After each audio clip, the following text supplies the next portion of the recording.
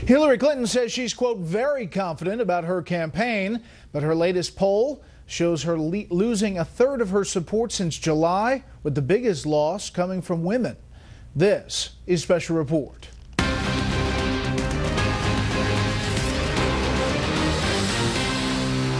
Good evening, welcome to Washington. I'm Brett Baer. Hillary Clinton tries to downplay her falling poll numbers. Joe Biden meets with a big-time donor. Bernie Sanders takes his momentum to conservative Liberty University. While on the GOP side, it's all about Donald Trump and Ben Carson leading the pack. We have Fox team coverage tonight. Senior political analyst Brit Hume with why outsiders appear to be all the rage here and overseas. Correspondent Doug McKelway with the latest GOP moves and a new ad that's getting attention. But we begin with senior political correspondent Mike Emanuel and a look at what Clinton's loss of support may mean for others, including Biden. Good evening, Mike. Brett, good evening. Some stunning new poll numbers for Hillary Clinton as Vice President Joe Biden continues private meetings and Bernie Sanders seeks support outside the traditional Democratic base. With his popularity surging in the polls, Vermont Senator Bernie Sanders addressed the predominantly conservative Christian student body at Liberty University in Virginia, speaking about justice, morality, and progress in this country. The truth is that a nation which in many ways was created, and I'm sorry to have to say this, from way back on racist principles, that's a fact. We have come a long way as a nation. Sanders received a polite reception, and the university says it made room for some of his supporters. After speaking about protecting children, Sanders was asked about abortion, and the question received a standing ovation. A majority of Christians would agree with you, but would also go further and say that children in the womb need our protection even more. This is an area where we disagree.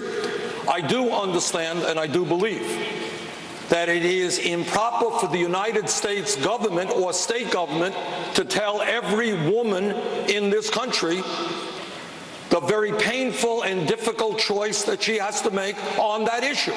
Meanwhile, a new poll from the Washington Post and ABC News asks, do you think Hillary Clinton has honestly disclosed the facts about her use of personal email while Secretary of State, or has tried to cover up the facts? 59% say she tried to cover up the facts. The poll also reveals Clinton leading Sanders by 18 points and leading Vice President Joe Biden, who is not a candidate, by 21 points. However, the poll also shows Clinton has lost one-third of her support for the Democratic nomination since July. New polling from CBS and YouGov.com reveals Sanders leading Clinton by 10 points in Iowa and by 22 points in New Hampshire, the first time he's gone above 50% support. Today in Iowa, Clinton downplayed the polls. I feel very confident about where we are in the campaign and very committed to doing everything I can to make my case as effectively as possible. Clinton was asked by someone attending her event about Sanders. He's doing a great job, and the others who are out there are working hard. And, you know, we're gonna have some debates, and we'll be able to talk about where we agree and where we disagree. Fox News has confirmed Vice President Joe Biden met privately with Democratic mega bundler Robert Wolf when he was in New York last week. Wolf raised big bucks for President Obama in both of his campaigns and is publicly supporting Clinton. Brett? Mike, thank you. On the Republican side, it is the summer and now early fall for the outsider. Two political newcomers are ahead double digits in a new poll. Correspondent Doug McKelway has a breakdown of the GOP field 2 days before the next debate. The Trump juggernaut rolls into the second week of September with a Washington Post ABC News poll showing him at 33%, followed by another surging non-politician, Ben Carson, at 20%. The rest of the GOP field bunched up far behind. It defies almost all traditional interpretations and criticisms. Rick Perry, Lindsey Graham, Jeb Bush, all tank right after they attack him. He's the hottest thing of the summer because he's interesting. And I think the conventional rules of politics don't apply to him. Among his attackers, former Texas Governor Rick Perry has dropped out. South Carolina Senator Lindsey Graham measures an asterisk. Louisiana Governor Bobby Jindal does little better at 1%. Jindal doubled down on his Trump attacks today. He has declared bankruptcy more often than any major corporation in America in the last 30 years. Think about that. Trump didn't bother to respond to that slap, perhaps letting his Friday tweet to Jindal's jab about Trump's hair speak for him. Quote, "Oh wow, lightweight Governor Bobby Jindal, who is registered at less than 1% of the polls, just mocked my hair. So original."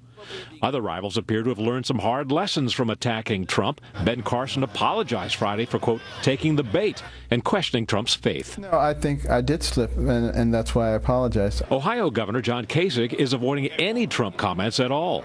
So if I'm talking about Donald Trump or somebody else or their strategy, I'm not talking about what I want to talk about. It's paying off. Kasich has risen to third place, 10.8% in the Real Clear Politics average in New Hampshire, less than a point behind Carson. Meanwhile, Jeb Bush and Carly Fiorina appear to be harnessing Trump's criticism. The now svelte Bush, having dropped almost 50 pounds, promises to be higher energy in Wednesday's debate, while Fiorina is using Trump's face comment in a provocative new ad that courts female voters. Look at this face. And look at all of your faces. At 7 Eastern tonight, Trump speaks at a rally in Dallas's American Airlines Center. That arena holds 20,000 people. All of the complimentary tickets have been spoken for. Brett? All right, Doug, thank you. So how do we account for this phenomenon behind the non-politician candidates and their success? Fox News senior political analyst Brit Hume is here to explain. Hi, Brit. Hi, Brett. Not much can be said with certainty about the course of events this election cycle, but one thing can. The rise of Donald Trump, the rise of Bernie Sanders, and the rise of far leftist Jeremy Corbyn in the British Labour Party were foreseen by almost no one. So when those of us who comment on politics are asked what's going to happen next, the correct answer is we don't know. We do know that 11 of the Republican candidates will take part in a televised debate 2 days from now, but we have no idea how that will play out, nor any idea of the most effective way for the candidates to deal with the still surging Trump.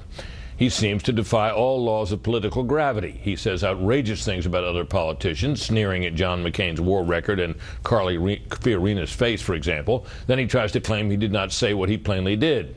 Such antics do him no harm and may even help him. Meanwhile, Democrat Sanders, and to a much greater extent British Labour's Corbyn, run on socialist policies that went out of vogue or down to defeat decades ago. Voters felt they didn't work. But speaking of voters, it's perhaps worth noting that in this country, the first votes won't be cast for months, and the election is more than a year away.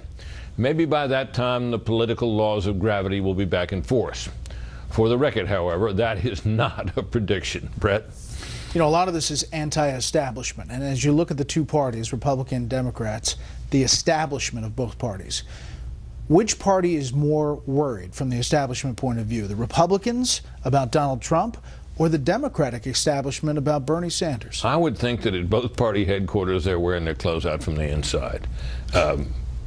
First of all, Hillary Clinton's still leading the surging Sanders, but she's in all kinds of trouble. Yeah, nationally, but she's in all kinds of trouble as the polling shows, and is trailing in the early states. Sanders, I'm sure most of the Democrats believe, is unelectable. Meanwhile, on the Republican side, the Republicans are all convinced Donald Trump is not electable and don't want him nominated. Ben Carson, who's doing next best and very well lately, is equally a novice in politics and probably, I think, in the eyes of most Republicans, also not electable. So they're sweating it. And you know, they don't know any better than the rest of us do how this is going to play out. And the grassroots says the establishment is just wrong. Gotta go. All right, Britt, thank you.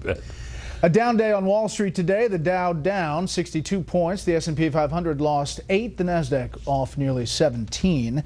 Up next, countries crack down on the flow of migrants across their borders. First, here's what some of our Fox affiliates around the country are covering tonight. Fox 41 in Louisville, Kentucky, where police shot and killed a man suspected of killing Kentucky State Trooper Joseph Ponder, who pulled him over Sunday night. The suspect, Joseph Johnson Shank, was located just off Interstate 24 this morning and shot after officers say he refused to drop his weapon. Fox 40 in Jackson, Mississippi, and the search is on for the suspect who killed a history professor, Ethan Schmidt, at Delta State University in Cleveland, Mississippi. Police believe another professor, Shannon Lamb, shot and killed Schmidt at his campus office. Lamb is also suspected in another murder in southern Mississippi. The campus remains on lockdown tonight.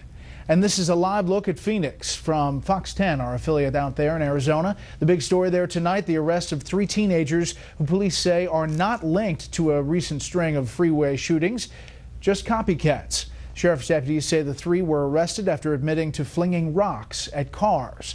The search continues for the suspect of 11 confirmed shootings along the busy Interstate 10 in Phoenix. That's tonight's live look outside the Beltway. From Special Report, we'll be right back.